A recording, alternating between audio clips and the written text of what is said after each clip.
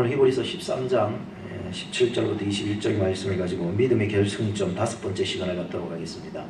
오늘은 리더들에게 순종하다라고 하는 제목들을 가지고 어떤 소제목들을 가지고 말씀을 전하겠습니다. 하나는 순종하라, 또 하나는 기도하라, 또 하나는 평안하라 라고 하는 말씀을 가지고 말씀을 전하겠습니다. 여러분들이 말씀에 집중을 해주셔서 이 말씀으로 한 주간 승리해 주시기를 바랍니다. 이제 런던 올림픽이 시작되었는데 그저께 우리 에이리가 박태환 선수가 뭐 실격을 당했다 그래가지고 보니까는 이 출발 직전에는 움직이지 말아야 되는데 출발 직전에 움직였다 보니까는 이게 실격이 되는 거예요. 그래서 도저히 이게 그렇게 움직였는 표도 안 나던데 제가 다시 한번 유튜브에서 확인을 해보니까 표시도 안 나는 것 같아요. 근데 그 심사를 하는 사람들의 눈에는 그게 다 보이는가 봐요. 그래서 딱 잡아내는 걸 보니까 참 대단한 것 같아요. 왜냐하면 출발 직전에는 꼼짝하지 말고 숨을 죽이고 가만히 있다가 땅 하면 내려가야 되는데 약간이라도 일찍이 딱 내려가게 되면은 이게 실격이 돼버린 거예요. 그래서 꼴찌가 된 거야.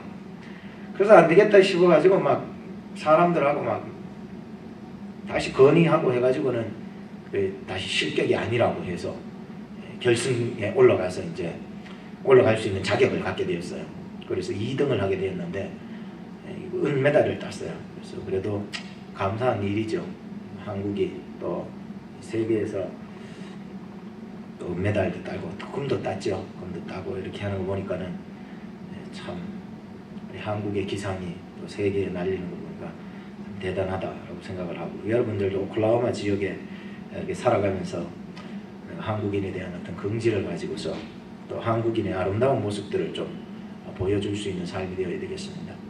근데 결승점까지 가기까지는요, 우리가 뭔가 좀 숨죽이고 좀 집중하고 뭔가 좀 그것을 위해서 달려갈 수 있는 어떤 이 긴장, 기대, 진취성, 전진 이런 것들을 좀 품고 있어야 되는 거예요. 그러다가 총성이 딱 들리면 이제 확 출발하는 이런 신앙인들이 되어야 되는 거예요. 조금 힘들다고 막 움직이고 그러면 안 되고, 하나님을 믿는 이 예배의 시간에도 하나님 앞에 예배할 때에도 집중해서 좀 잘 듣고 하셔야 되겠습니다.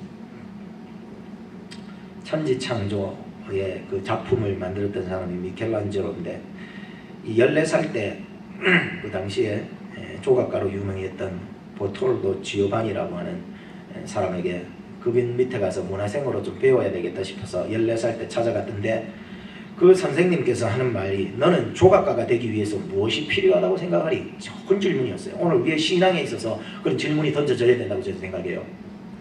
너는 조각가가 되기 위해서 무엇이 필요하다고 생각해야 되니? 너는 성도가 되기 위해서, 너는 장로가 되기 위해서, 너는 집사가 되기 위해서, 넌 정말로 하나님의 쓰임받는 일꾼이 되기 위해서 무엇이 필요하다고 생각하니? 이런 질문으로 받아주셔야 된다는 것이죠. 그래서 미켈란젤로가 14살 때 이런 말을 합니다. 저는 저의 기술과 재능을 더 닦아야 된다고 생각을 합니다 라고 얘기를 했었습니다. 그때 이 보톨드 선생님은 기술과 재능만으로 안 된다.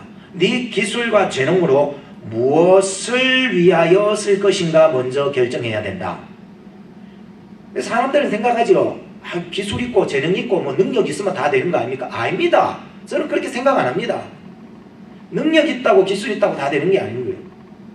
내가 과연 이 기술과 능력과 재능과 달란트를 가지고서 과연 누구를 위해서 어떻게 쓰임받을 것인가에 대한 결정을 먼저 내려야 된다라고 하는 게 선생님의 생각이었어요. 이 결정을 먼저 내리기 위해서 이 보톨도 선생님께서는 이 미켈란젤로를 끌고 두 군데를 닦았어요. 한 군데는 술집 앞으로 데려가 가지고는 그 술집 앞에 조각상을 보여준 것입니다. 그리고 또 한 군데는 교회 앞으로 데리고 가서 교회 앞에 있는 조각상을 하나 보여준 것입니다. 그리고서 이런 질문을 던졌습니다. 얘야, 다 같은 조각상을 봤지만은 하나는 쾌락을 위해서 만들어졌고 하나는 하나님의 영광을 위해서 만들어졌단다. 너는 너의 기술과 재능을 무엇을 위하여 쓰기를 원하느냐?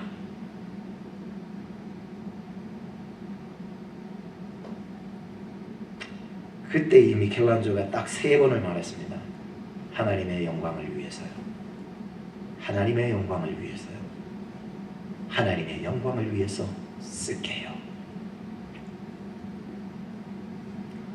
오늘날 우리가 기술과 재능이 있다는 것보다도 먼저 해야 할 것이 있습니다. 그것은 이 기술과 재능과 달란트와 이 지식을 무엇을 위해서 쓸 것이냐를 먼저 결정하라는 것입니다.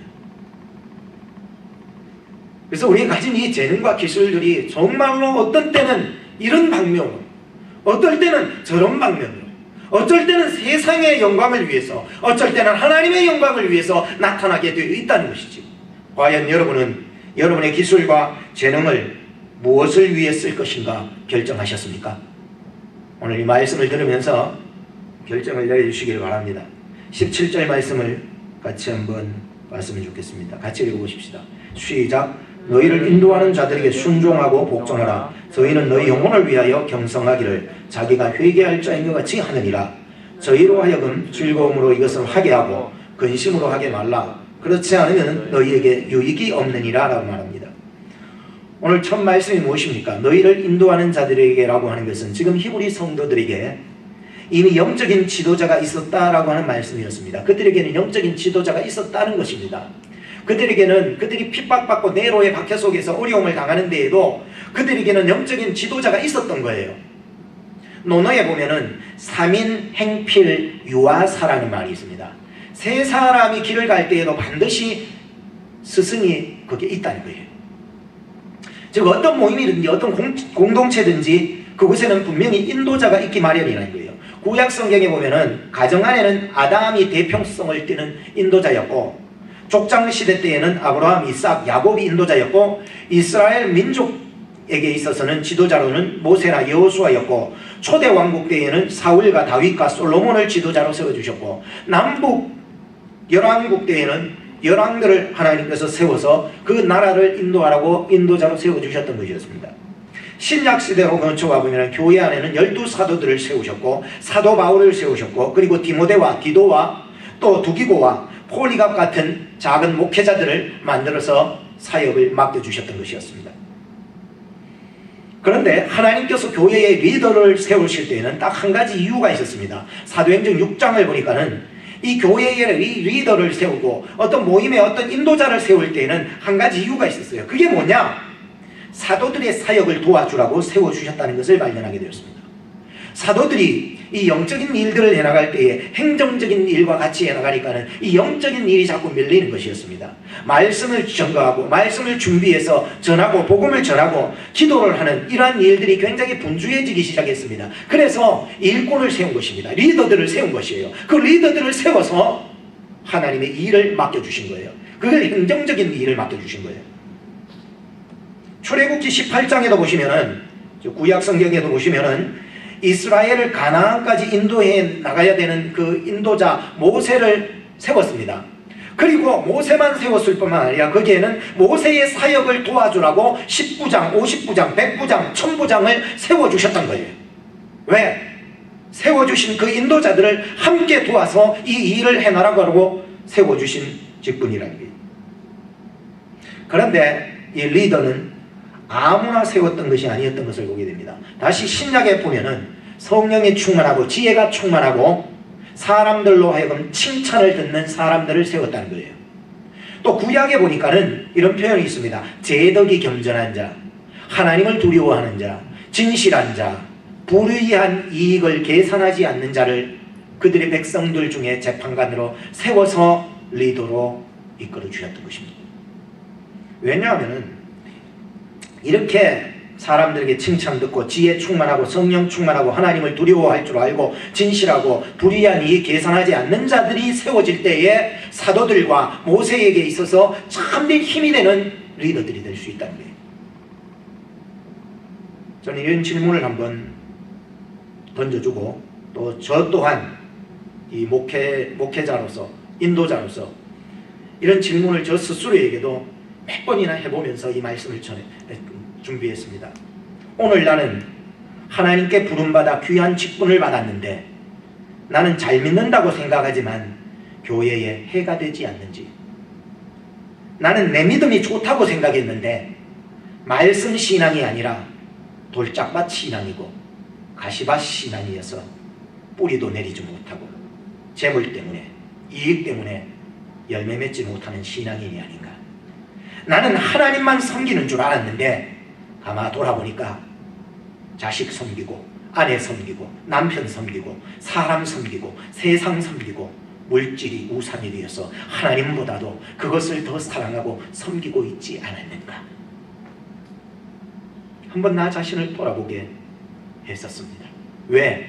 내가 리더기 때문에, 내가 인도자기 때문에, 내가 하나님께 부름받았기 때문에.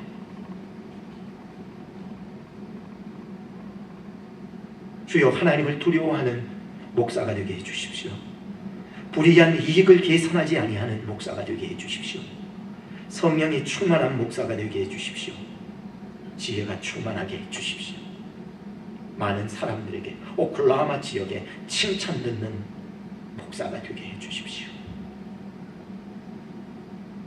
그 목사, 그 집사, 그 권사, 생각하기도 싫다. 이래 되면은요, 끝장납니다. 계속해서 말씀을 보겠습니다. 너희를 인도하는 자들에게 순종하고 복종을 하였습니다. 하나님께서는요, 세워주신 인도자들에게 순종하고 복종하는 것이 세상 지식으로는 절대로 순종 복종이 아니더라고요. 세상의 경험으로 천만의 말씀입니다. 세상이 가진 그 열정이 있다고 해서 순종과 복종이 되는 줄 아십니까? 절대로 안 됩니다. 순종하고 복종하는 거는요, 세상에 지식이 많다고 해가지고 순종해지지 않는 거예요. 이스라엘 민족들의 대표로 세워주신 그 모세 지도자를 이렇게 보니까는 참 이스라엘 백성들이요, 얼마나 원망했습니까? 불평하고 손가락질해가면서 모세 어쩌고 저쩌고 아론 어쩌고 저쩌고 막 이렇게 하니까 모세로서는 얼마나 마음이 아팠느냐라고 하니 매일 불평하니까 모세도요, 그들의 불평 앞에 하루 이틀은 괜찮았는데 그들과 몇 년을 그렇게 사는데도 계속 불평에 제끼니까 모세도 혈기가 바짝 들어가지고 하나님이 주신 그 10계명을 대번판의 땅바닥에 내동댕이 쳐가 부사분. 하나님이 명령하지 않았는데도 들고 있는 그 지팡이라도 반석을 갖다 내리쳐버린 거예요. 혈기가 나서.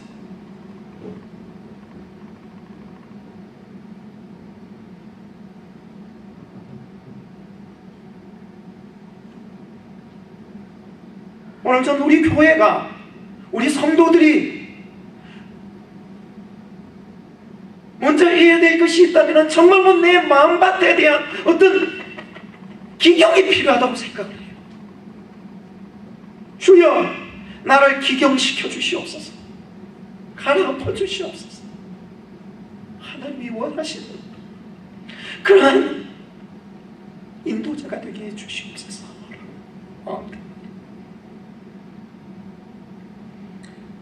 결국 모세는 혈기 때문에 가나안 못 들어갔잖아요. 혈기 때문에 가나안 못 들어가고 그 불평했던 그 이스라엘 1세대들도 결국은 가나안에 못 들어갔습니다. 하나님의 약속을 쟁취하기 위해서는요, 저는 그렇게 생각해요. 이 순종하고 복종한다는 것은 끊임없이 내려놓는 거라 생각해요. 내려놓는 거라고. 주여, 내려놓게 해주시옵소서. 내 작은 뜻을 큰 뜻 앞에 내려놓게 해주십시오. 주여, 아직 저는 배워야 될 것이 많고, 주여, 저는 아직 어립니다.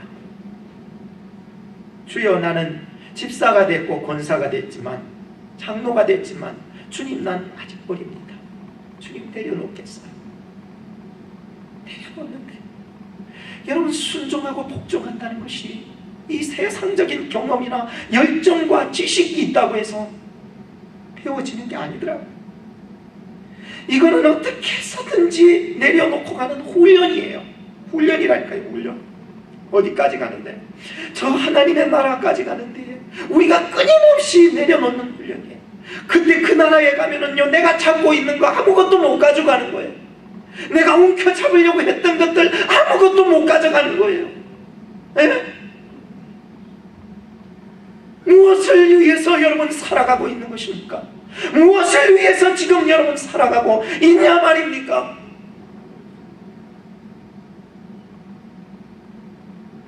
우리 예수님께서도 아버지여 이 잔을 내게서 떠나가게 해달라고 그러지만 이것이 하나님의 뜻이 아니면 제가 그 잔을 마시겠다고, 그 십자가를 제가 지겠다고, 이게 내 뜻 말고 하나님의 뜻이면은 내가 그 십자가를 달게 지겠노라 하시면서 하셨던 예수님이에요.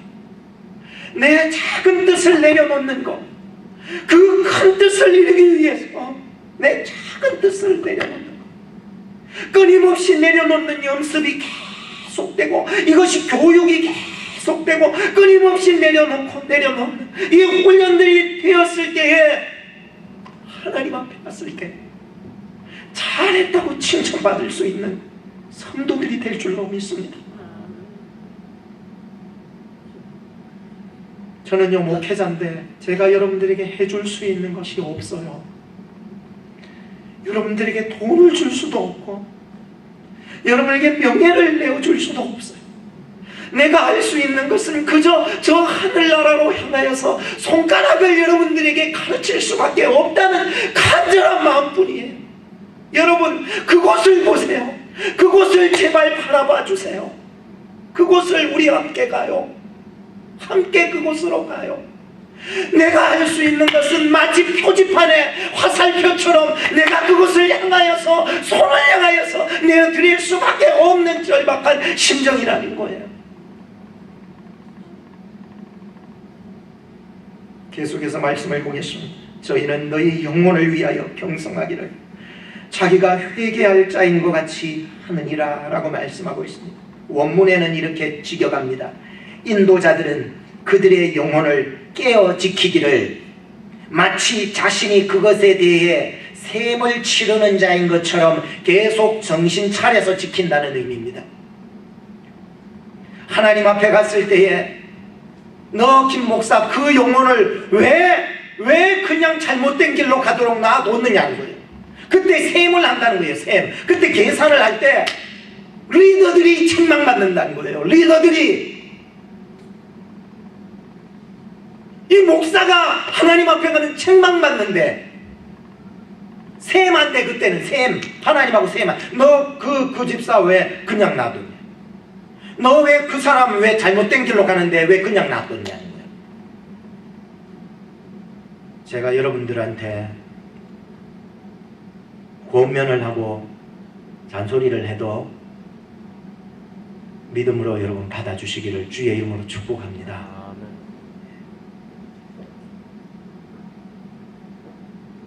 제가 경상도 사람이라는 센 소리가 많이 나와가지고 남들이 보면은 저기 얘기하는 건지 싸우는 건지 모를 정도로 시끄러워요. 어제 새벽 기도를 하면서 잠언서 26장을 봤어요. 이 말씀이 마음에 확 와닿더라고요. 말한테는 채찍, 나귀한테는 자갈을, 미련한 자에게는 등짝에 막대기를 대래. 그래서 못 깨달으면 할 수 없고,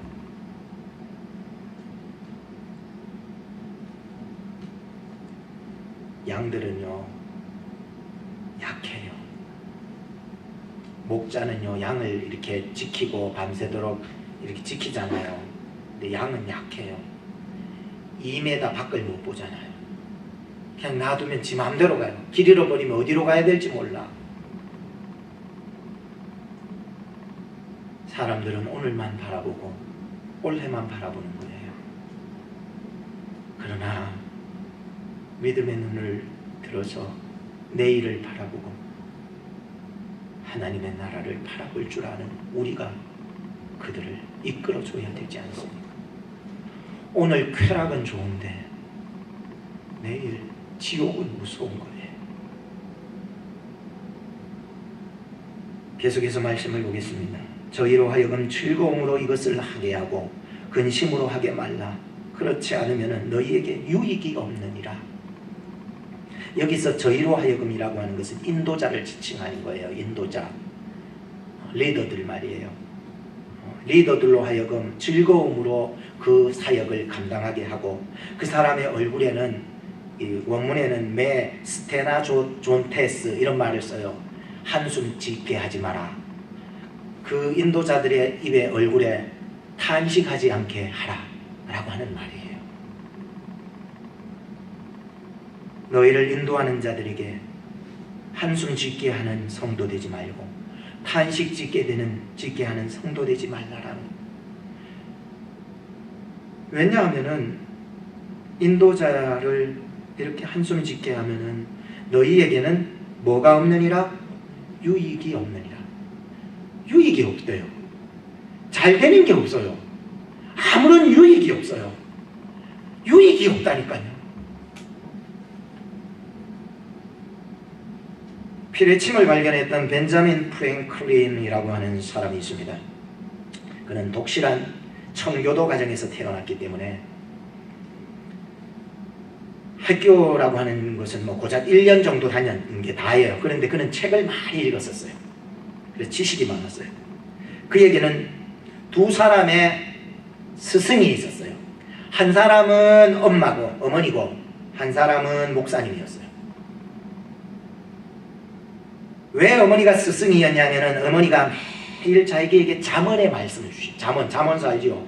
잠언서 말씀을 어릴 때부터 이 청교도 신앙으로 잠언서 말씀을 아이에게 가르쳤던 거예요.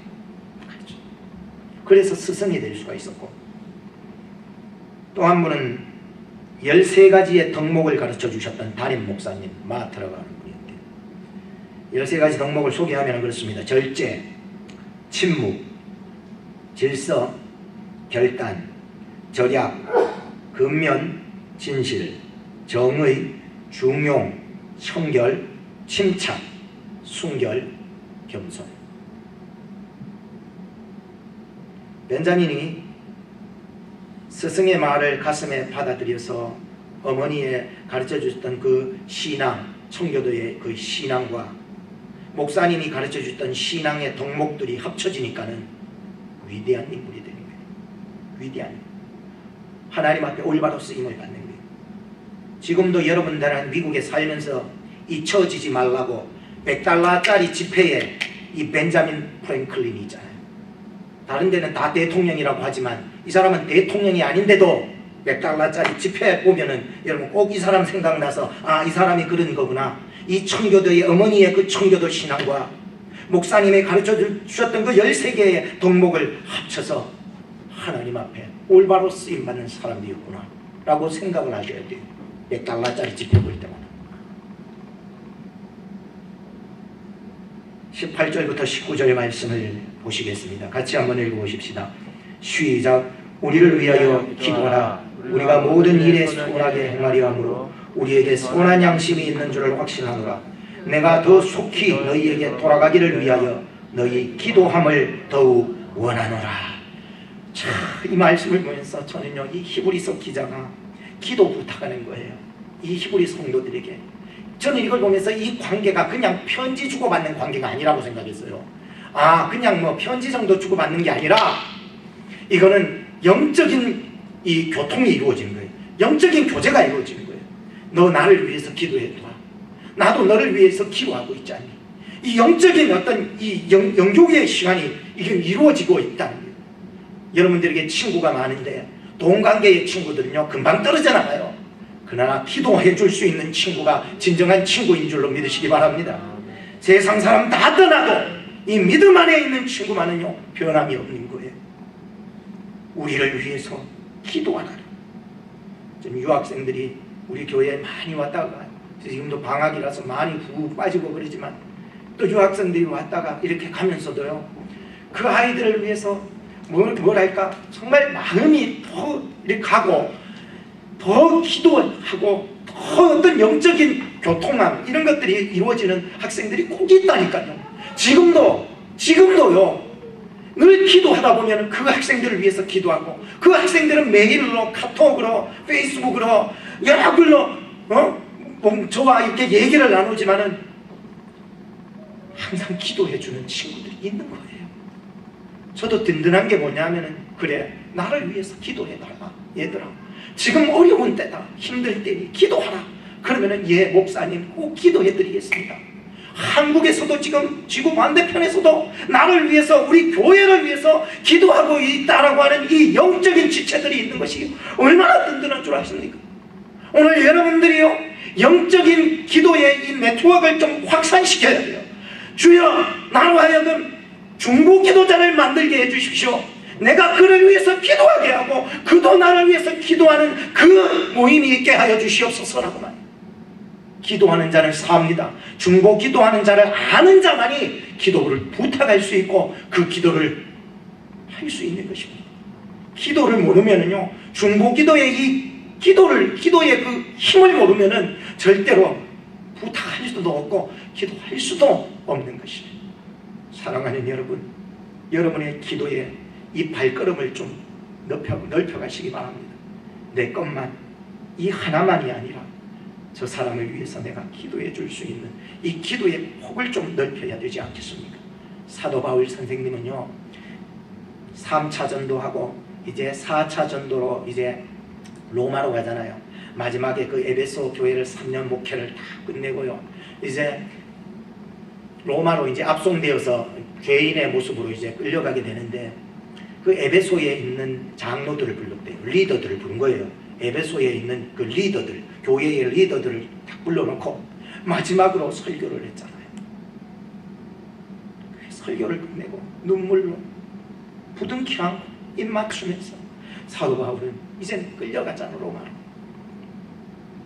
그리고 로마에 끌려가서 옥중서신, 로마 감옥에서 썼다고 우리가 써, 에베소서. 이게 옥중서신이에요. 감옥에서 편지를 썼는데 그 한 구절만 제가 읽어드리겠습니다.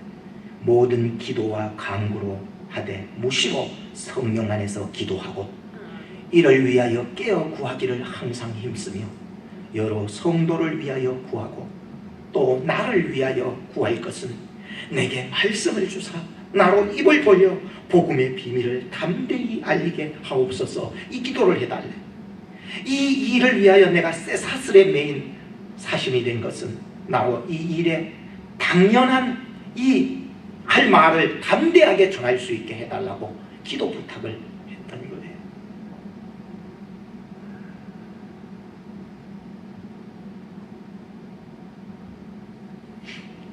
여러분들도 저를 위해서 기도하실 것은 우리 목사님이 말씀에 거리낌 없는 선포가 일어날 수 있도록 기도해 주시기 바랍니다. 그 어떤 말씀, 재물에 대한 설교든 음욕에 대한 설교든 간음에 대한 설교든 어떤 설교라도 증거될 때에 넘어지지 않게 해주시옵소서. 우리 목사님 어떤 말씀이라도 하나님의 말씀을 담대하게 증거할 수 있는 담대함을 주시옵소서라고 해야 돼요. 그것이 내가 살고 여러분이 살고 하나님 앞에 갔을 때에 계산해 볼 때에 책망받지 않을 일이라는 거예요.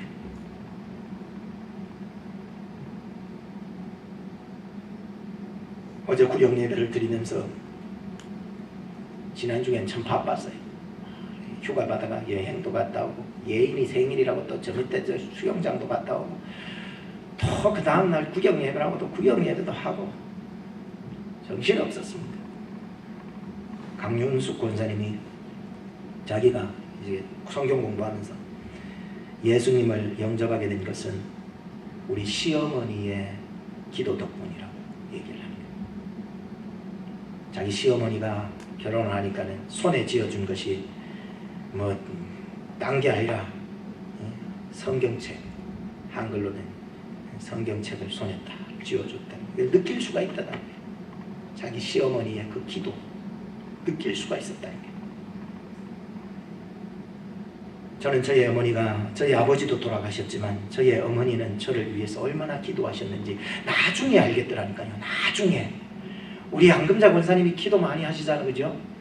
우리 열태 집사님이 나중에 그걸 또 알겠지, 지금도 알겠지만은 나중에 어머니가 나를 위해서 얼마나 기도하셨는지. 여러분이 자녀들을 위해서 기도하세요. 여러분 주변에 있는 사람들을 위해서 중보 기도해 나가셔야 합니다. 그 기도가 사람을 살리는 거예요. 프로골퍼인 이 최경주 선수는요, 우승할 때마다 이런 얘기를 한답니다. 아내 기도 덕분이래. 아내 기도. 이게 아내는 경기가 있는 날이면은요, TV 꺼놓고 전화 안 받고 인터넷 꺼놓고 안 보고 다 덮어놓고 남편을 위해서 기도만 한다. 그러니까 이 최경수 선수가 이 골프를 하면서 하면은 자기 아내의 기도를 느낀다는 거예요. 두려움 없이 평안한 마음이 주어진다는 거예요. 이 중보 기도의 느낌 아니겠습니까? 오늘 기도하는 자는 삽니다. 기도해 주는 자는 산다니까요. 오늘 여러분들에게 기도는 어느 정도 일어나고 있습니까? 그냥 밥 먹을 때 그냥 잠깐 한 5초도 안 되는 기도, 그걸로 끝나지 않습니까? 주여 기도의 범위를 넓혀가게 해주십시오. 기도의 폭을 넓혀가게 해주십시오. 남에게 기도 부탁도 하지만 남을 위해서 기도하는 자가 되게 해주십시오. 그래서 기도의 폭을 좀 넓혀가는 기도할 수 있는 자가 되게 해달라고 말입니다. 계속해서 말씀을 보겠습니다. 우리를 위하여 기도하라. 우리가 모든 일에 선하게 행하려 함으로 우리에게 선한 양심이 있는 줄을 확신하노라 했습니다. 이 말씀은요, 이게 우리 개역 성경이 좀 어려워서 그런데 우리를 위해서 기도해야 될 기도 부탁 두 가지 내용이 나옵니다. 하나는 외적으로는 선함이 드러나는 그 결과의 삶으로, 외적으로는 선함, 정말로 하나님의 선하심, 그 선하심이 그 사람에게 드러날 수 있도록 무슨 일을 하든지, 뭐 교회 일을 하든지, 뭐 세상 일을 하든지, 뭐 어떤 일을 하든지 그것이 하나님의 선하심으로 드러날 수 있도록 그 결과가. 또 하나는 내적으로는 꺼리낌이 없는 선한 양심으로 감당할 수 있도록 기도해달라는 거예요. 아시겠습니까? 외적으로 드러나는 것도 그렇지만 이 내면적으로도 아무런 사심 없이 정말로 선한 양심으로 그것을 감당할 수 있는 힘을 달라고, 그 기도의 이 내외적인 어떤 이 영성의 기도를 부탁했다는 것이죠. 성경에는 금그릇이 있고 은그릇이 있고 나무그릇이 있고 질그릇이 있는데 하나님이 쓰시는 그릇은 깨끗한 그릇. 제가 어느 날 우리 집에 막 날파리가 많이 날아다녀. 그러니까 나중에 보니 감초를 꼭 매놓지도 안 하고 아내가 그다가 열어놔 놓으니까 벌레가 많이 서랍 열어가지고 접시를 하나 꺼내가지고 과일 담아 먹으려고 꺼내는데 그 벌레들이 그 접시에 죽었어요. 그 벌레 담긴 채로 여러분들 그걸 음식을 담아 먹을 수 있겠습니까? 그게 바로 싱크대로 들어가는 거죠. 주여 하나님이 쓰실 만한 사람이 되게 해주십시오. 여기에서 참 선이라고 하는 것은 칼로스라는 말을 쓰고 있는데, 이 고대 헬라어 문헌에로 보면은 흠없는 희생제물, 건강한 몸, 흠없는 희생제물, 건강한 몸을 의미해 줄 때 쓰는 말이에요. 주여 나로 하여금 하나님의 예수님처럼 하나님의 흠없는 제물로 남은 인생 살게 하여 주시옵소서. 그렇게 살다가 하나님 앞에 부름받게 해 주시옵소서. 마지막 20절과 21절의 말씀을 보시기 바랍니다. 같이 읽어보십시다. 시작. 양의 큰 목자이신 우리 주 예수를 영원한 언약의 피로 죽은 자 가운데서 이끌어내신 평강의 하나님이 모든 선한 일에 너희를 온전케 하사 자기 뜻을 행하게 하시고 그 앞에 즐거운 것을 예수 그리스도로 말미암아 우리 속에 이루시기를 원하노라. 영광이 그에게 세세 무궁토록 있을지어다. 아멘. 저는 이 말씀에서 중요한 한 가지를 발견했어요. 뭐냐면은 그것은 우리의 기도의 대상이 누구냐라고 하는 것을 발견했어요. 그것이 뭐냐? 바로 우리에게 양의 큰 목자이신 우리 주 예수를 영원한 언약의 피로 죽은 자 가운데서 이끌어내신 평강의 하나님이셨다. 하나님이 우리에게 평강을 주시는 하나님이셨다는 거예요. 평강을 주시기 위해서 어떤 일을 벌였느냐? 그의 자신의 아들 독생자 예수를 우리에게까지 내어주셨다는 거예요. 우리에게 평강을 주시려고 우리를 너무너무 사랑하니까 우리가 두려움과 무서움과 죄악에 눌려 살지 않게 하시려고, 우리에게 평강을 주시려고 그의 아들 독생자 예수 그리스도를 내어주시면서 우리에게 평강을 주시려고, 그 하나님이 나에게 있어서 이 신앙의 대상의 하나님이 나에게 있어서는 평강의 하나님이셨다는 거예요. 저는 우리 박경미 집사님 469장 한번 준비해 주시고, 이 469장을 우리 마지막으로 부르시고 마치겠습니다. 469장에 나오는 이 작사자가, 이 글을 쓴 이 작사자가 코넬이라고 하는 사람인데, 어느 날 하나님의 말씀, 이 전도 집회를 하다가 은혜를 실컷 받았고는 글을 막 적었어요. 근데 그 종이를 무심코 그냥 길바닥에 버려버린 거야. 그 길바닥에 버린 것을 이 작곡하는 사람이, 쿠퍼라고 하는 사람인데, 이 사람이 그걸 종이를 주운 거야. 길을 가다가 주웠는데 또 보니까 무슨 내용에 보니까 너무나도 아름다운 글이 있는 거야. 그 글을 보고 이 작곡가 쿠퍼가 곡을 이제 넣어준 거야. 그래서 만든 곡이에요, 이 곡이. 우리 같이 한번 불러보면서 오늘 진짜 평화가 여러분들 마음속에 위로부터 쭉 내려앉았으면 좋겠습니다. 우리 같이 한번 불러봅시다. 1절만 보겠습니다.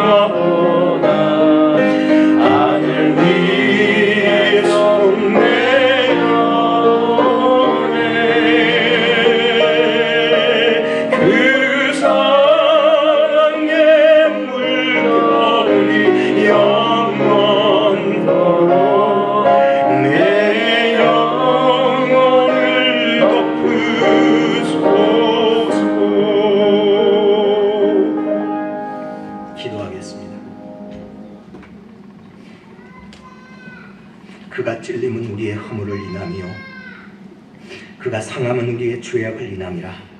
그가 징계를 받음으로 우리가 평화를 누리고 그가 채찍에 맞음으로 우리가 나음을 입었도다. 할렐루야. 하나님 감사합니다. 오늘도 귀한 말씀을 통해서 하나님의 교훈 세 가지를 들었습니다. 주여, 우리를 인도하는 자들에게 순종하고 복종할 수 있게 하여 주셔서 정말로 하나님의 그 나라에 이를 때까지 내려놓는 교육, 내려놓는 훈련들이 계속 일어날 수 있게 하여 주옵소서. 이제 우리의 기도의 폭이 조금 넓혀지기를 소망합니다. 나만을 위해서, 내 것만을 위해서 기도했다면 이제는 그 사람을 위해서, 누군가 날 위해서 기도하네, 누군가 날 위해서 기도하네. 이 기도의 서클을 좀 폭을 넓혀갈 수 있도록 도와주시옵소서. 내 마음속에 하나님이 주시는 평강이 있기를 원합니다. 주여 도와주시옵소서. 예수님의 이름으로 기도하옵나이다. 아멘. 우리 다 같이